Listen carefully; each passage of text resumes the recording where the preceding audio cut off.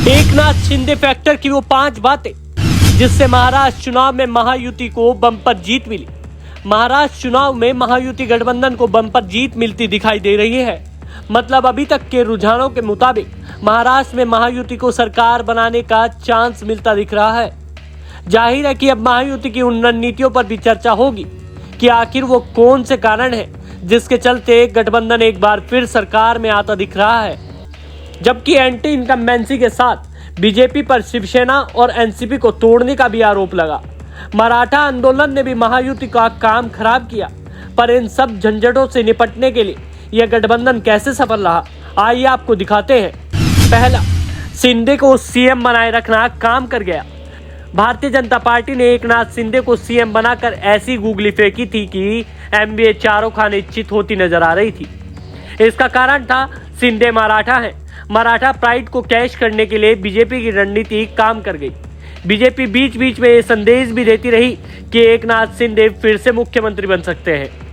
जरगोर पाटिल के मराठा आंदोलन से एमबीए बहुत खुश था, पर बीजेपी की इस रणनीति के चलते उसे फायदा नहीं हो पाया। दूसरी ओर शिवसेना को कमजोर करने में भी एकनाथ शिंदे का बहुत बड़ा रोल रहा है। आम मुंबईया ने इस शिंदे को मराठा सम्मान का प्रतीक माना।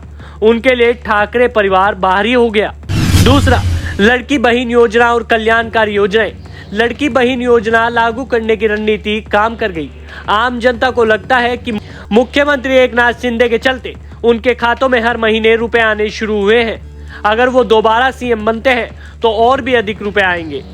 एमबीए के कई कोर वोटर्स के घरों की महिलाओं ने भी महायुति को वोट दिया, क्योंकि उनके खातों में पैसे पहुंचने लगे थे। इसी तरह चुनाव की घोषणा के कुछ दिन पहले ही कई टोल प्लाजा के टोल हटाए जाना भी कारगर साबित हुआ। तीसरा, हिंदू मुस्लिम दोनों के साधने में सफल हुई।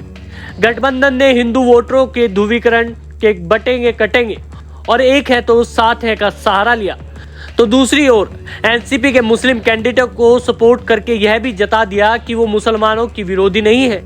चुनावों के ठीक पहले एकनाथ शिंदे सरकार ने मदरसों की शिक्षकों की सैलरी बढ़ाकर गठबंधन को यह संदेश दे दिया था।